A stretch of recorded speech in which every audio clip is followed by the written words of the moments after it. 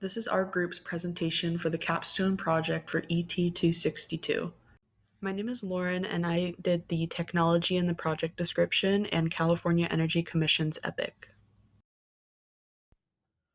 For the team introduction, my name is Kyle Scavo, and I went over the property location and California State Net Energy Metering Program, as well as the federal ITC incentive. I'm Nathan, and I covered the Solar Permitting Streamlining Act, Solar App Plus, and the Self-Generation Incentive Program. My name is Bella, and for my part of the project, I did project goals, renewable energy portfolio standards, and production tax credit. Now, for the proposed property location that we are choosing to evaluate and pursue development on is located on 109 Amboy Road, 29 Palms, California. This lot was chosen primarily due to the size and as well as the location. This is a 10-acre lot that costs approximately $45,000. The reason for this is due to the fact that it's far away from the hustle and bustle of city life. It's far away from the development of residential and city communities. The benefit of this is that there is no large development to quite literally cast a shadow on the solar panels that are being placed here. In order to achieve one of the goals of our client, which is a utility scale project at this location, is that the solar panels must be able to take in enough solar energy to achieve a goal of at least 1 megawatt of electricity per year. This lot, being 10 acres, provides sufficient space for these solar panels to be placed on the property and allow for the proper solar development to maximize our utility scale project. Our project consists of approximately 44 rows consisting of around 22 arrays per row of standard size single-axis tracking solar photovoltaic systems. This was found by comparing solar farms on nearby properties that also use single-axis tracking and by utilizing PV watts. The figure provided is a solar farm project SEPV2 from the nearby property 4388 Lear Avenue. This will be comparative to our setup. The overall DC system size is around 1.2 megawatts, and the annual production will be around 2.4 million kilowatt hours per year. The cost of this project, not including financial benefits or incentives, would be approximately $2 million, considering the cost per watt for a single-axis tracking system costs around 77 cents per watt. For this 1 megawatt project, we've laid out some goals for our client. For one, our client should search for a space to produce electricity scale solar energy with the intention to sell electricity back to the grid. There also is a goal to enter into a power purchase agreement with the utility company in order to sell energy at a fixed cost over a certain period of time. There also is a potential interest in providing residential solar panels as another business option. Now, in the United States of America, not every state follows the same policies when it comes to incentivizing development of renewable energy. Some states don't want it due to the fact that it interferes with their current energy production and the effect that it would have on their market, such as West Virginia and their reliance on coal production and coal mining. However, California is one of the states that does pursue renewable energy development and proposes a large number of legislative policies to make this happen. Now, there is a large number of policies that we could have chosen, but specifically regarding solar energy development in the state of California, these are the top four that we have gone with. Firstly, California State's Net Energy Metering Program, or the NEM program, is one that we have chosen. In addition to this, we have also chosen the Renewable Portfolio Standard, RPS, Solar Permitting, Streamlining Act, AB 2188, or Solar App Plus. These will all be discussed further in the next coming slides. As mentioned in the previous slide, there's a number of policies chosen, but one of the policies that we have decided to focus on was California State's Net Energy Metering Program, or NEM. It is worth noting that this is a policy that applies to residential properties rather than utility scale properties. However, this is being shown to our client and shown as an area of focal study because of the fact that our client is interested in pursuing a renewable energy or solar energy primarily program with residential communities once the utility scale project is up and running and they have success with that. So, how does net energy metering work? So, this program is one that provides credits based on energy given back to the grid for the taxpayer. Now, what does this mean? As seen in this graphic on the right, the sun provides us the solar radiation, which these solar panels take in and convert to electricity. This electricity is sent straight and used into the home. The electricity that is not used in the home that has been generated by the solar panels will be sent back to the power grid to be dispersed elsewhere. And then everything will be sent back to the house. The difference in the energy used versus the energy given back to the grid is what will provide this tax, which is what will provide these credits. Now, what's the point of having these credits, you might wonder? These credits are used primarily to offset the electric bill for that one household. So if one household uses a surreal amount of electricity, they might not have the smallest electricity bill, and their credits might also not be as low if they're using a lot of the energy provided by the solar panels. However, if another household provides, a large amount of solar energy to the grid, their credits will be much higher and offset their electricity bill as much as possible. Now, it is worth noting that this is only applicable for renewable energy sources and nothing else. It does not apply to electricity that is generated from gas, coal, what have you. It is only to renewable. Renewable portfolio standards are requirements for energy producers to provide a percentage of energy from a renewable source. If a producer does not meet these goals, usually they can be subjected to large fines. In the state of California, renewable portfolio standards were established in the year 2002 with Senate Bill 1078. Initially, the requirement of this goal stated that 20% of electricity retail sales must be served by renewable sources by the year 2017. However, these goals have progressed with the state's renewables industry. Currently, retail sellers need to meet or exceed the interim 38.5% of electricity sales that must be served by renewables. This program has done great things to help California significantly reduce its greenhouse gas emissions from electricity generation. In fact, the sector's emissions have dropped by 50 million tons of CO2 since the RPS was introduced. In addition, the program also uses renewable energy credits that help to determine compliance with RPS requirements. Retail energy providers, which is the category we're focusing on, can earn 1 REC for each megawatt hour of generation from an RPS source. This policy is beneficial to the state and the producer of electricity and would be an overall benefit for our project. Energy producers will be more inclined to meet the legal requirements and therefore more inclined to purchase electricity from a utility scale provider, which this project intends to be. For our clients' interest in residential solar, the Solar Permitting Streamlining Act, or AB 2188, essentially just required local governments to adopt more streamlined permitting processes by the end of September 2015 that all kind of conform to the best practices for the quickest and most efficient permitting, specifically for small residential rooftop solar systems. The minimum criteria is that the systems need to be no larger than 10 kilowatt AC or 30 kilowatt thermal. However, there's actually nothing in the act that prevents parallel permitting ordinances to be in place. So if a local government wanted to implement simpler or even more advanced permitting that included up to, say, 13 kilowatt hours or included battery storage, there's nothing to prevent that from taking place as well. This act has saved a lot of time and money for local governments in the permitting process, and the bulk of that comes from having a standardized eligibility checklist and a simplified standard plan.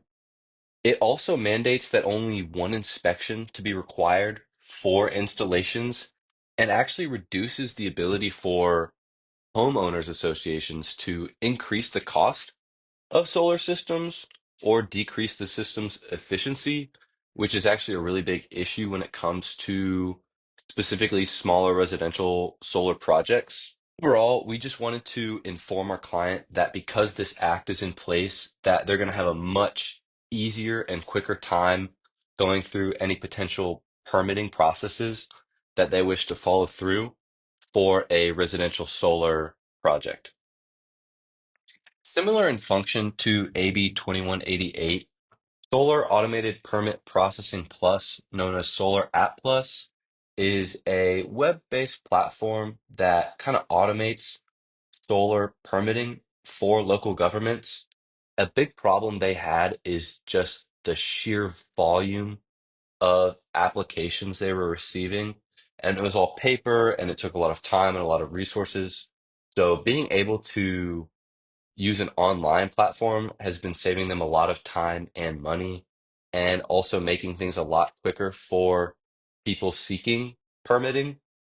It was actually funded by the Department of Energy and Solar Energy Technologies Office around 2019 as kind of a pilot tool through awards to the National Renewable Energy Laboratory. And since then, it's grown a lot and is used in a huge number of various counties and cities that you can see in the map.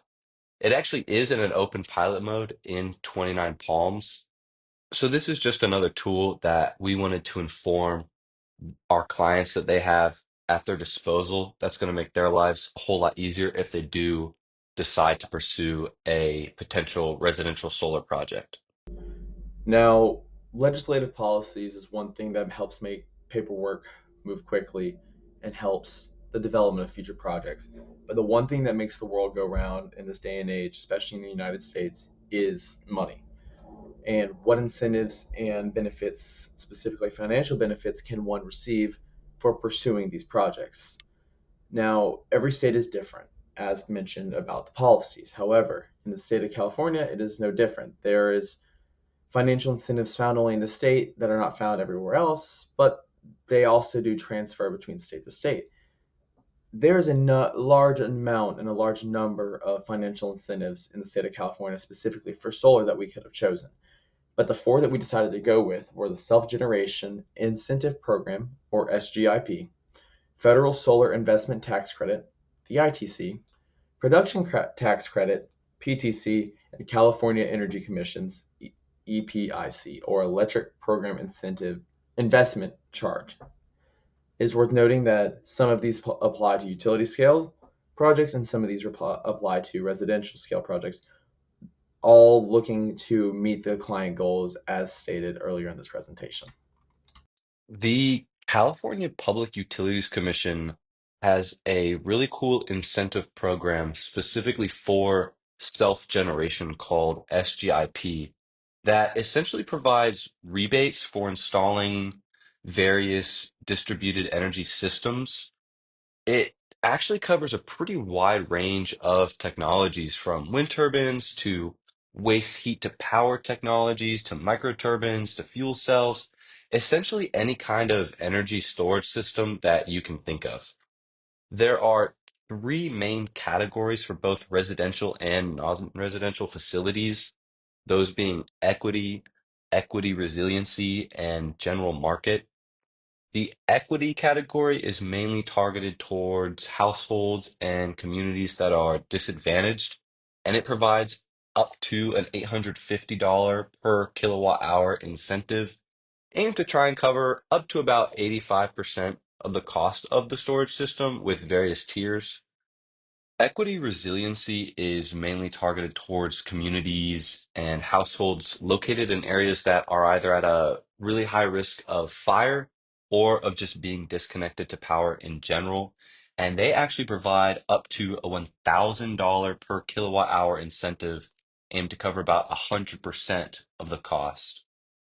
General market, on the other hand, is more so just a catch-all for everyone else. Customers that are a part of various utility companies like PG&E or SCE, and they provide a much lower rate of around 150 to 300 kilowatt hours, depending on different things, like if you're residential or non-residential, aim to cover about 15 to 30% of the cost of the battery.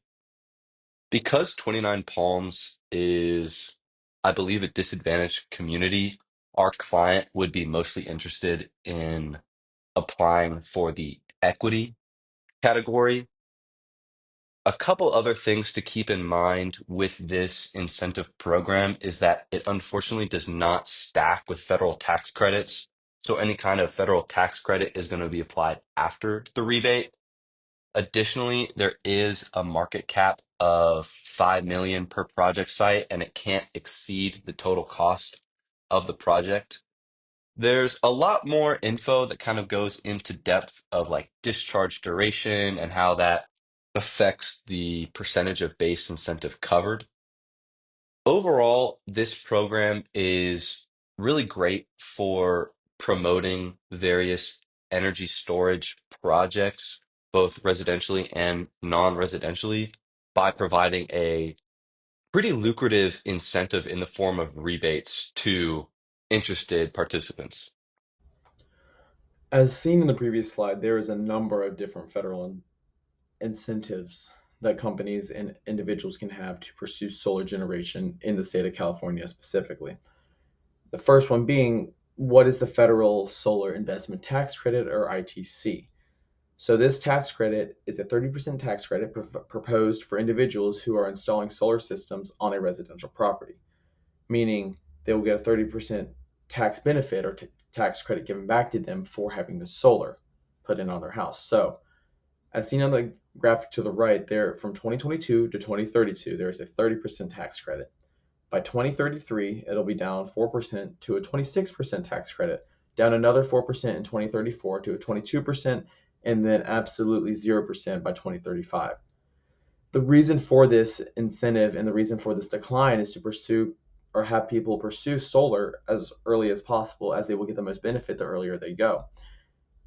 Once again, this applies only to residential systems, which is not what our client is pursuing as of the moment, but their goals intend on having a renewable residential system set up in the future, which is why we were showing them the benefits of pursuing these residential scales with these residential benefits such as incentives and policies. One thing to note regarding the ITC is that it only applies to brand new systems, and it only applies to eligible locations, meaning that not every location chosen will be legally or be able to benefit from these tax credits. So it all depends on where you are and must be established prior to the installation. Additionally, only the sites owned by taxpayers or by the taxpayer is eligible. So the one getting the tax credit is the only one who can benefit from these solar panels. And lastly, these must be fully operational systems. These cannot be systems that just sit there and provide a little bit of electricity working hand in hand with coal. These must be fully operational solar systems. A production tax credit is a per kilowatt hour tax credit for electricity that is generated by a qualifying energy source, such as solar. This lasts for the first 10 years of a system's operation and helps to reduce federal income tax on the project. Although the number is adjusted annually for inflation purposes, right now a 1 megawatt project receives a base tax credit of 0.5 cents per kilowatt hour. However, a client can earn up to 2.6 cents per kilowatt hour. Usually it is difficult for a site to claim both the production tax credit and the income tax credit, and for larger systems, the production tax credit is more beneficial overall. However, with some help from the IRS, it is possible to claim both credits for solar and storage systems that are located within the same property.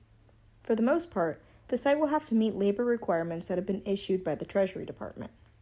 These requirements include all wages for construction alteration and repair must be paid at prevailing rates, which is the average hourly rate for a specific occupation for the first 10 years of operation. In addition, 15% of the total construction labor hours must be performed by an apprentice. However, these requirements can be met, and it is possible that the project receives both credits. The production tax credit is a long-lasting and extremely beneficial credit when it comes to the taxes on the electricity produced by the system. It is a great incentive for system development. The fourth policy we explored was California Energy Commission's Electric Program Investment Charge, also known as EPIC.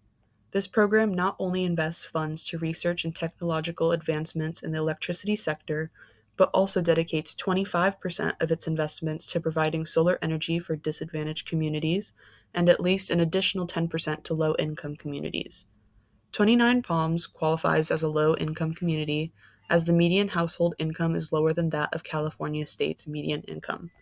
Additionally, although the project site doesn't classify as a disadvantaged community, other disadvantaged communities in the surrounding area could benefit from the lower energy costs of the addition of our solar project. For our clients' goals of developing utility scale solar generation, as well as a potential interest in developing residential solar projects, we wanted to inform them of various policies and incentives in the 29 Palms city of California that they could use for their benefit, not only directly, such as through rebates, but also indirectly through ease of permitting processes. Our goal is through presenting these policies and incentives to our client, they are better able to navigate the solar energy space because while there are a numerous amount of incentives and benefits, at the end of the day, if people don't know about them, they can't take advantage of them. And that, in essence, is, I think, the ultimate goal of this capstone project. Thank you.